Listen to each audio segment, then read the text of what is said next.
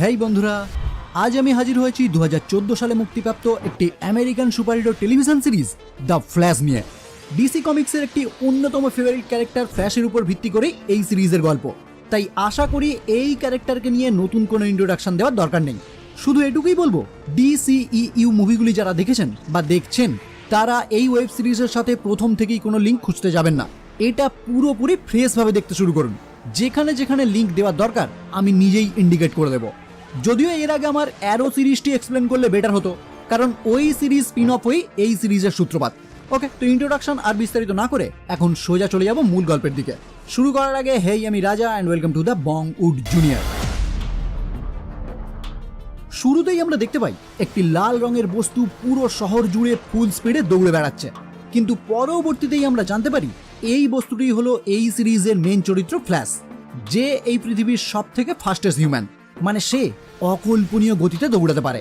কিন্তু তার এই ক্ষমতা কোথা থেকে এলো এটা জানতে গিয়েই ফ্ল্যাশ মানে ব্যারি অ্যালেন 14 বছর আগের তার অতীতের ঘটনা বলতে শুরু করে, যেখান থেকেই আমরা জানতে পারি সে ছোটবেলায় এতটাই শান্তশিষ্ট ছিল যে প্রায়শই তার স্কুলের অন্য বাচ্চারা তার উপর টর্চার করত। আর তার মা এই সব জানার পরেও তাকে এই বিষয়ে গাইড করতে আর শেখাতো সমস্ত কিছুর আগে একজন প্রকৃত হৃদয়বান মানুষ হওয়া দরকার। কিন্তু দুর্ভাগ্যের বিষয়, একদিন রাতে হঠাৎই ব্যারি ঘুম ভেঙে আশ্চর্য কিছু ঘটনা লক্ষ্য করে, যেটা সম্পূর্ণ জানার জন্যই সে যখন তার মায়ের রুমে গিয়ে উপস্থিত হয় তখনই সে দেখতে পায় একটি অদ্ভুত আলোর রশ্মি তার মাকে চারিদিক থেকে ঘিরে রেখেছে, আর তার মা সেখান থেকে বেরোনোর চেষ্টা করছে। ব্যারি সেই দিকে এগিয়ে যেতে গেলে তার বাবা মা দুজনেই তাকে সেখান থেকে দূরে চলে যেতে বলে। আর এক নিমেষের মধ্যেই ব্যারি নিজেকে রাস্তায় দেখতে পায়, মানে কোনো এক অজানা শক্তি তাকে তার বাড়ি থেকে রাস্তায় বের করে দিয়েছে। এবার ব্যারি যখন রাস্তা থেকে তার নিজের বাড়িতে পৌঁছায় তখন সে দেখতে পায় সেখানে কিছু পুলিশ অফিসার তার বাবাকে গ্রেপ্তার করে নিয়ে যাচ্ছে, আর তার মা ওই রুমেই মারা গেছে। মানে পুলিশ এসে তার মায়ের মৃত্যুর জন্য তার বাবাকেই গ্রেপ্তার করেছে। এখান থেকে সিন বর্তমানে ফিরে আসে, আর আমরা জানতে পারি জো ওয়েস্ট নামক একজন ডিটেকটিভ অফিসার ব্যারির বাবা মা মারা যাওয়ার পর তাকে দত্তক নিয়েছে, আর বর্তমানে ব্যারি তার সাথেই থাকে, এমনকি তার হেল্পিং হ্যান্ড হিসাবে কাজও করে। যেমন এখানেই আমরা দেখতে পাই একটি ব্যাংক ডাকাতি হওয়ার পর ব্যারি, ডিটেকটিভ জো ওয়েস্ট, তার পার্টনার ফ্রেড এবং তাদের বস ক্যাপ্টেন সিং সেখানে আসে ইনভেস্টিগেট করতে, যেখানে সিসিটিভি ফুটেজ চেক করে তারা কনফার্ম হয় ক্লাইড এবং মার্টিন নামক দুজন অপরাধী এই ব্যাংক ডাকাতি করেছে। এমনকি এই কাজ করতে গিয়ে তারা একটি সিকিউরিটি গার্ডকেও হত্যা করেছে। পরবর্তীতে আমরা দেখতে পাই ব্যারি সেখানের কিছু জায়গা পর্যবেক্ষণ করে একটি ট্রাকের টায়ারের দাগে থাকা কিছু পশুর মলমূত্র সংগ্রহ করে, যেটা সে তার ক্রাইম ল্যাবে গিয়ে পরীক্ষা করার পর বুঝতে পারে ওই অপরাধীরা এই শহরেরই কোনো পশু খামারে লুকিয়ে থাকতে পারে, যেটা সে সেই মুহূর্তেই জোকে জানায়। আর তারপর তার মেয়ে আইরিশের সঙ্গেই বেরিয়ে পড়ে স্টার ল্যাবের উদ্দেশ্যে। স্টার ল্যাব হলো এই সেন্টার সিটির সব থেকে বড় ল্যাবরেটরি, যার ওনার একজন মস্ত বড় সায়েন্টিস্ট হ্যারিসন ওয়েলস। এখন এই হ্যারিসনের ব্যাপারে আর কিছু বলছি না, কারণ এপিসোড যতই এগোবে এর সম্বন্ধে আপনারা আস্তে আস্তে ততই জানতে পারবেন। আর যদি এখনই বলে দিই তাহলে আপনাদের ইন্টারেস্টই নষ্ট হয়ে যাবে।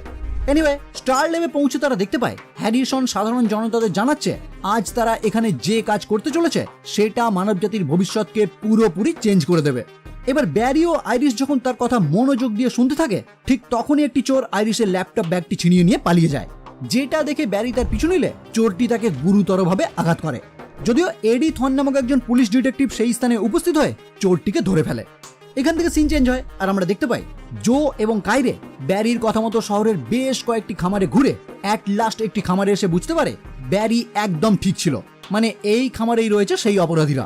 কিন্তু ওই অপরাধীরা তাদের উদ্দেশ্যে গুলি করতে করতে একটি প্লেন নিয়ে সেখান থেকে পালিয়ে যায়, আর দুর্ভাগ্যবশত অপরাধীদের ছোঁড়া গুলিতেই কাইরে গুরুতরভাবে আহত হয়ে প্রাণ হারায়।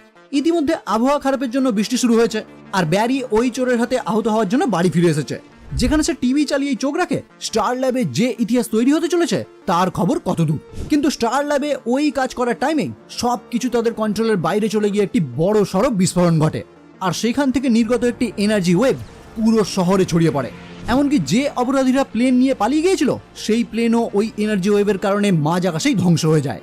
এমনকি ওই এনার্জি ওয়েভ বজ্রপাত রূপে ব্যারির রুমে এসে পড়লে সেও গুরুতরভাবে আহত হয়, কিন্তু শীঘ্রই ব্যারিকে হসপিটালে অ্যাডমিট করা হয়। এবার এখান থেকে সিন শিফট হয় 9 মাস পর, যেখানে আমরা জানতে পারি ব্যারি এতদিন পর কোমা থেকে জেগে উঠেছে।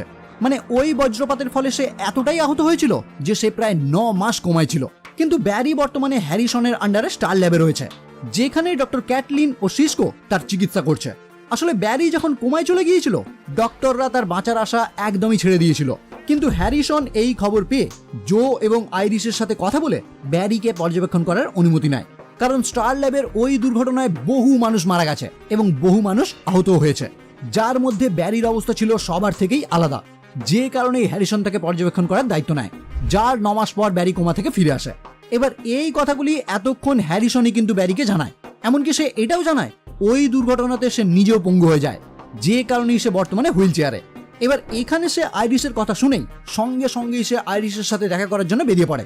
যদিও ডক্টর ক্যাটলিন, সিস্কো এবং হ্যারিসন তাকে এই মুহূর্তে এখান থেকে বাইরে বেরোতে বারণ করে, কারণ সে এখনো পুরোপুরি সুস্থ না। কিন্তু ব্যারি তাদের কোনো কথা না শুনেই সোজা হাজির হয় সেই স্থানে যেখানে আইরিস কাজ করে। এবার সেখানে আইরিস ব্যারিকে দেখে খুবই আনন্দিত হয়ে ওঠে, কিন্তু ওই স্থানেই একটি ওয়েটারের হাত থেকে যখন একটি ট্রে পড়ে যায়, ঠিক তখনই ব্যারির কাছে সমস্ত কিছু স্লো মোশনে চলে যায়। যদিও এই মুহূর্তে ব্যারি আর কিছু না ভেবে আইরিসের সঙ্গেই উপস্থিত হয় তার বাবার কাছে, যেখানে জো তাকে দেখে খুবই আনন্দিত হয়ে ওঠে। কিন্তু সেখানে তাদের আরো কিছু কথাবার্তা হওয়ার আগেই একটি ব্যাংক ডাকাতি সম্বন্ধে খবর আসায় জো তার নতুন পার্টনার এডিকে সঙ্গে নিয়ে বেরিয়ে পড়ে ইনভেস্টিগেশনের জন্য। পরবর্তীতে আমরা দেখতে পাই থানাতেই ধরে আনা একটি অপরাধী একটি পুলিশ অফিসারের বন্দুক কেড়ে নেওয়ার চেষ্টা করলে ব্যারির কাছে আবারও সমস্ত কিছু স্লো মোশনে হয়ে যায়। এমনকি সে নিমেষেই ওই অপরাধীর কাছে গিয়ে তাকে দ্রুত নিরস্ত করে আবারও নিজের জায়গায় ফিরে আসে, কিন্তু তাকে কেউই দেখতে পায় না।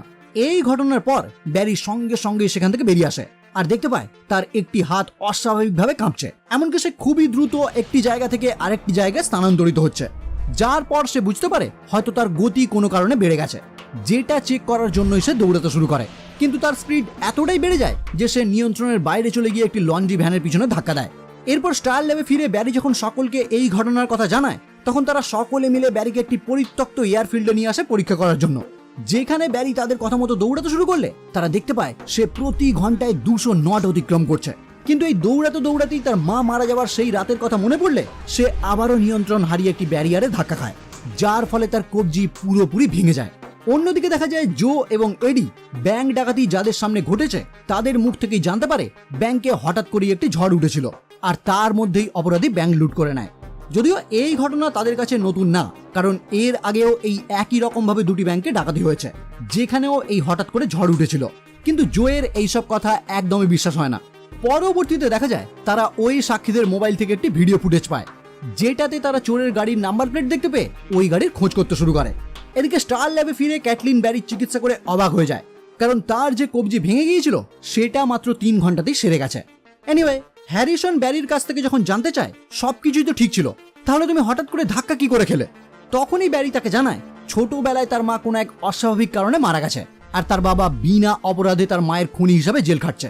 যদিও ছোটবেলায় ব্যারি ঠিকমতো বুঝতে পারেনি তার মায়ের সাথে ঠিক কি ঘটেছে, কিন্তু এখন সে ভালো মতোই বুঝতে পারছে তার মায়ের চারিদিকে যে লাইটনিং সে দেখেছিল সেটা আসলে ছিল একজন সুপার স্পিড হিউম্যান, ঠিক তারই মতো। কিন্তু হ্যারিসন তাকে জানায় তার মতো কোনোদিনই না, সে সবার থেকে একদমই আলাদা। যাই হোক, পরবর্তীতে দেখা যায় ব্যারি আইরিসের সাথে দেখা করতে গেলে সে আইরিস এবং এডিকে একত্রে দেখতে পায়, যার পর আইরিস নিজেই ব্যারিকে জানায় তারা দুজন এখন রিলেশনে রয়েছে। কিন্তু সে তাকে রিকোয়েস্ট করে ব্যারি যেন তার বাবাকে এই বিষয়ে কোনো কিছুই না জানায়। এবার রাস্তাতেই দুজন এইসব নিয়ে কথা বলতে বলতে যাওয়ার টাইমে একটি অপরাধীকে তাড়া করতে থাকা পুলিশের গাড়ি নিয়ন্ত্রণ হারিয়ে তাদেরকে ধাক্কা দিতে আসে, কিন্তু ব্যারি তার দ্রুত গতির মাধ্যমে আইরিসকে সঙ্গে সঙ্গে সাইড করে দেয়। আর এরপর যখন সে দেখতে পায় যে অপরাধীর গাড়িকে পুলিশ ধরার চেষ্টা করছিল সেই গাড়িতে রয়েছে ক্লাইড, মানে যাদের কারণে কাইরে মারা গেছে এ তাদের মধ্যেই একজন। ফলে ব্যারি তৎক্ষণাৎ ওই গাড়ির পিছু নিয়ে তার মধ্যে প্রবেশ করে গাড়িটিকে উল্টে দেয়, কিন্তু ক্লাইড এবং ব্যারি দুজনেই অক্ষত থাকে। এবার এখানেই আমরা দেখতে পাই ক্লাইড এখান থেকে পালানোর জন্য তার চারপাশে ঘন কালো মেঘ তৈরি করে, যেটা দেখে ব্যারি তো পুরোপুরি হতবাক হয়ে যায়। এমনকি ওই ঘন মেঘের কারণেই একটি গাড়ি অ্যাক্সিডেন্ট হয়ে একজন মারাও যায়। এরপর জো ওই স্থানে উপস্থিত হলে ব্যারি জোকে বোঝানোর চেষ্টা করে ক্লাইড এখনো বেঁচে আছে আর সে ওয়েদারকে কন্ট্রোলও করতে পারে। কিন্তু জো আবারও মনে করে এটি ব্যারির আরো একটি কনস্পিরেসি থিওরি, ঠিক যেমনটা সে তার মা মারা যাওয়ার সময় বর্ণনা করেছিল। মানে সে তো পুলিশকে জানিয়েছিল তার মায়ের চারিদিকে অস্বাভাবিক কিছু লাইটনিং ছিল, যার কারণেই তার মা মারা গেছে, যেটা পুলিশ কিংবা কোর্ট কেউই বিশ্বাস করেনি। কিন্তু এডি কিছু সাক্ষীদের কাছ থেকে ওই হত্যাকারীর একটি স্কেচ তৈরি করে নিয়ে আসে, যেটা দেখার পর জো বুঝতে পারে এটি ক্লাইড ছাড়া আর কেউ না, মানে ব্যারি হয়তো কোনোভাবে ঠিক কথাই বলছিল। অন্যদিকে দেখা যায় স্টার ল্যাবে ফিরে ব্যারি তাদের সকলের কাছে জানতে চায় তারা কেন তার কাছ থেকে এত কিছু গোপন করেছে, কারণ ওই দুর্ঘটনায় শুধুমাত্র সেই এই ক্ষমতা পায়নি, এই রকম ক্ষমতা আরো অনেকেই পেয়েছে।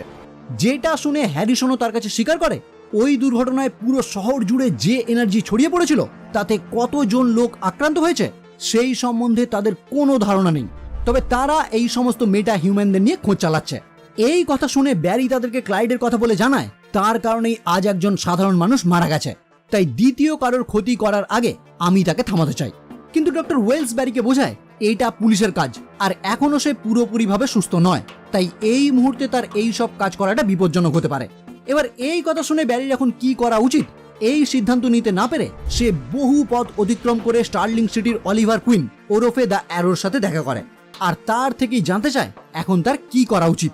আর অলিভার তাকে নিঃসন্দেহে জানায় সে যে ক্ষমতা পেয়েছে এইটার মাধ্যমে তার সাধারণ মানুষের উপকার করা উচিত।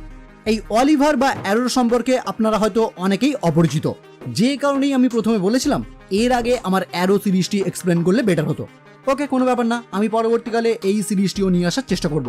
এবার এখানে অলিভারের থেকে উৎসাহিত হয়ে সেন্ট্রাল সিটিতে ফিরে ক্যাটলিন ও সিস্কোকে বোঝাতে শুরু করে যাতে তারা তাকে সাহায্য করে ক্লাইড এবং অন্যান্য মেটা হিউম্যানদের থামাতে, আর তারা দুজন ব্যারির কথায় রাজিও হয়ে যায়। সিস্কো প্রথমেই ব্যারিকে একটি স্যুট দেয় যা তার হাই স্পিড গতিকে প্রোটেক্ট করবে, আর ক্যাটলিন তাকে জানায় সে একদম ঠিক টাইমে খবর দেবে কোথায় গেলে ওই সমস্ত মেটা হিউম্যানদের সাথে দেখা পেতে পারে। এদিকে ক্লাইডকে ট্র্যাক করে জো তার নতুন পার্টনার এডিকে সঙ্গে নিয়ে ক্লাইডের সেই পুরনো আস্তানায় গিয়ে উপস্থিত হয়। এমনকি ক্লাইডকে তারা সেখানে সশরীরে দেখতেও পায়, কিন্তু ক্লাইড তাদের দুজনের উপর হামলা চালিয়ে টর্নেডোর মতো একটি ঝড়ের সৃষ্টি করে সেন্ট্রাল সিটির দিকে এগোতে শুরু করে যাতে সে পুরো শহর তছনছ করে দিতে পারে। কিন্তু ক্যাটলিন স্টার স্যাটেলাইট ব্যবহার করে ওই স্থানের আবহাওয়ার অবনতি দেখে ব্যারিকে সঙ্গে সঙ্গে সেই স্থানে উপস্থিত হতে পারে, আর ব্যারিও ওই স্থানে উপস্থিত হয়ে ক্লাইডের তৈরি করা ওই ঝড়ের বিপরীত দিকে দৌড়াতে শুরু করে যাতে ওই ঝড় থামানো যায়। প্রথম দিকে ব্যারি এই কাজে অক্ষম হলেও যখনই হ্যারিসন তাকে সাহস যোগায় তখন নিমেষেই ব্যারি ক্লাইডকে থামিয়ে দেয় এবং ওই মুহূর্তেই জো ক্লাইডকে গুলি করে হত্যা করে। পরবর্তীতে দেখা যায় ব্যারির এই পাওয়ার সম্বন্ধে জানতে পারার পর জো তাকে বিশ্বাস না করার জন্য ক্ষমা চায়, এমনকি এটাও বিশ্বাস করে তার বাবা প্রকৃত অর্থেই একজন নির্দোষ, তার মাকে হয়তো সত্যি অন্য কেউ হত্যা করেছে। একই সঙ্গে সে ব্যারিকে অনুরোধ করে তার এই সমস্ত ক্ষমতা সম্বন্ধে সে যেন কোনোদিনই আইরিসকে না জানায় যাতে সে নিরাপদে থাকতে পারে।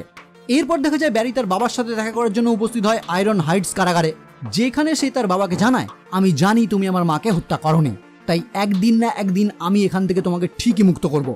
লাস্ট সিনে দেখা যায় স্টার ল্যাবের ডক্টর ওয়েলস তার একটি গোপন রুমে গিয়ে হুইল চেয়ার থেকে উঠে দাঁড়ায় এবং 25শে এপ্রিল 2024 প্রকাশিত একটি সংবাদপত্রের হলোগ্রাফিক্যাল চিত্রের দিকে তাকায়, যেখানে একটি নিউজ রয়েছে ফ্ল্যাশ মিসিং ভ্যানিসেস ইন ক্রাইসিস, মানে ডক্টর ওয়েলস ভবিষ্যতের কোনো নিউজ আগে থেকেই দেখতে পাচ্ছে, কিন্তু সেটা কিভাবে সম্ভব এই সাসপেন্সের সাথেই এই এপিসোড সমাপ্ত হয়।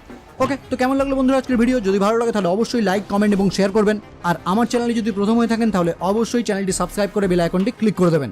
তাহলে আজকের মতো এই পর্যন্তই, দেখা হচ্ছে পরের এপিসোড নিয়ে, আর ততক্ষণের জন্য বাই।